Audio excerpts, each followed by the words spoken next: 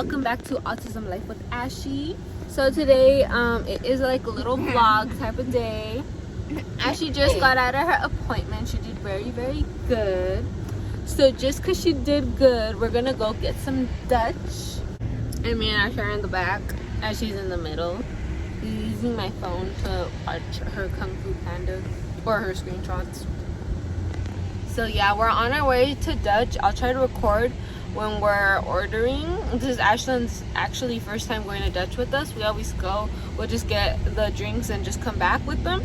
But we're gonna take little Ashy Patashi. As you guys can see, there's Dutch. We're gonna go in through and turn into the drive through, and there's, I'm not hard, that's a good part too. Did you turn? Oh yeah, my mom's never driven to Dutch by herself. My dad always drives. Yeah, well, I came, but Dad always drives. So I'm like, wait, you're blocking me? No, you have to like turn, and it's all kinds of little things. But yeah, there is Dutch, guys. So we just got done ordering our coffees and refreshers, fresh. And Ashley's all happy. As you guys can see, we got the Dutch. We got a decaf for Ashley. Of course, she loves coffee, but she's not old enough to drink it, so we do decaf. And then we got drinks for everyone else, as well as over there we have my mom. There's two other drinks if you guys can see them. I don't know if I'm facing the camera right, but yeah. So yeah, I'll try to vlog more when we get home and vlog as she drinks her coffee. She loves it. And I want to tell them how the appointment went. I just didn't vlog before because we thought we were not late, but we actually got there on time. Today is a couple of days later from Ashlyn's appointment. She actually had another appointment. Well, actually I did because it was over the phone. So let's talk about SSI and autism. She had an evaluation. It's like a functional report or something like that. So every 3 years you fill it out to see if they're still eligible for Social Security. And Ashlyn does have a few doctors that she goes to. She has a neurologist. She goes to the neurologist for her cyst in her temporal lobe. I'm not sure if you guys are aware, she has a cyst. And she gets it checked out every year just to make sure it's not growing. She prescribes her the medication to sleep because Ashlyn does not sleep without medication.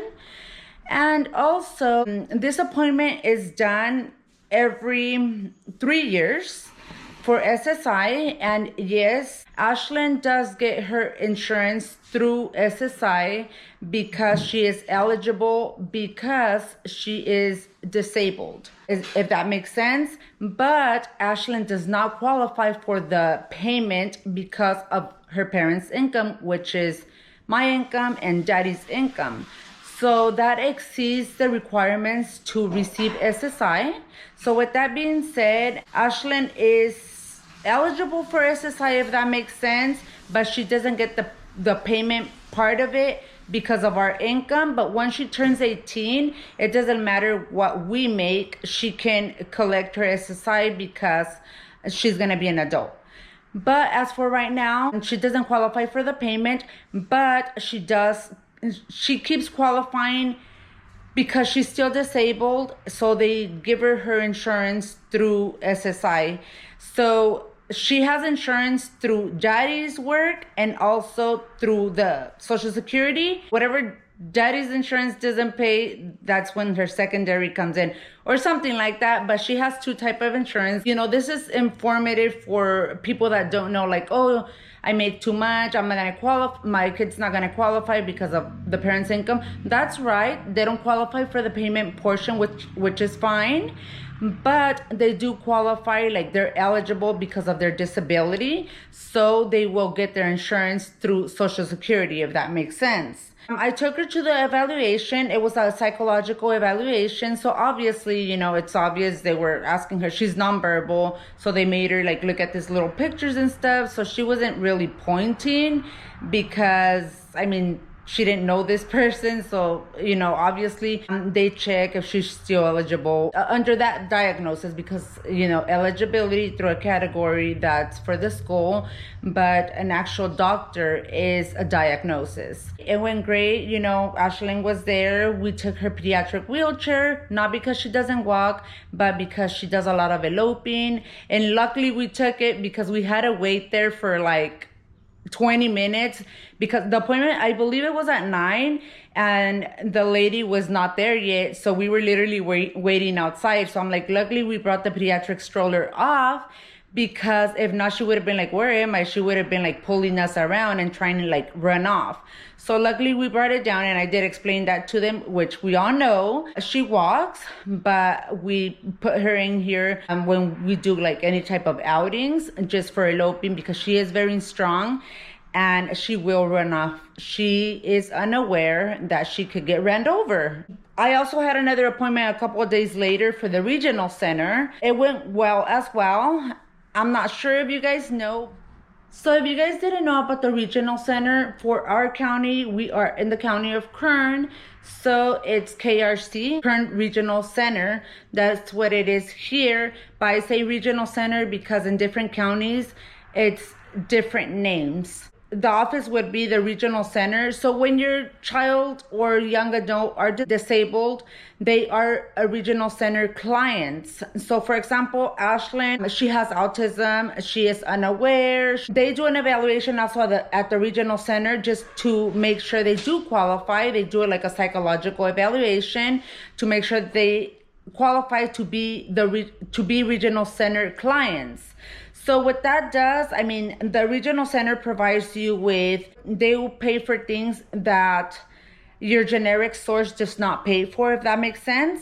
So for example, when Ashlyn didn't have daddy's insurance, whatever her first insurance didn't cover, that's when the regional center would come in and fund for these items. Other services, they are clients of the regional center. So for example, if she couldn't be with the family for any type of reason, they'll take over, if that makes sense.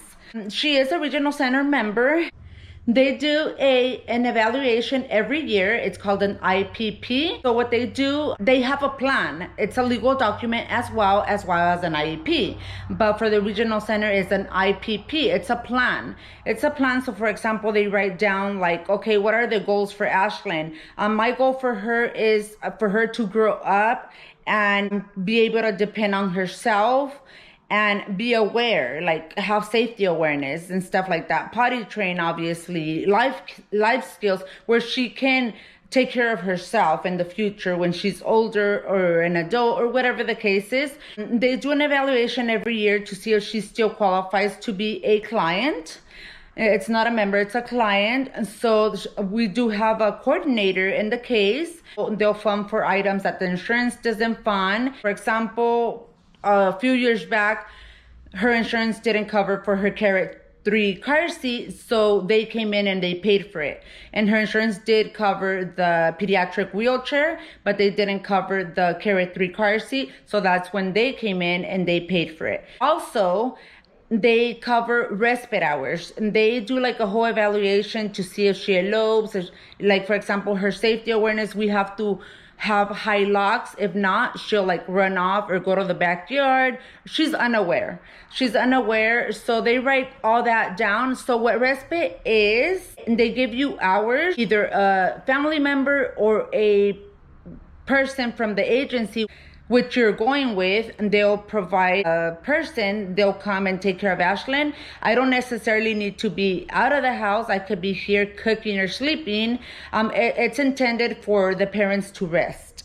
So for example, they'll give me certain hours and I use them. My sister used to do them for Ashlyn, and we'll talk about that in another video, where she comes and I'm tired sometimes. So she would come and do activities with Ashlyn, do some toileting, and help Ashlyn feed herself.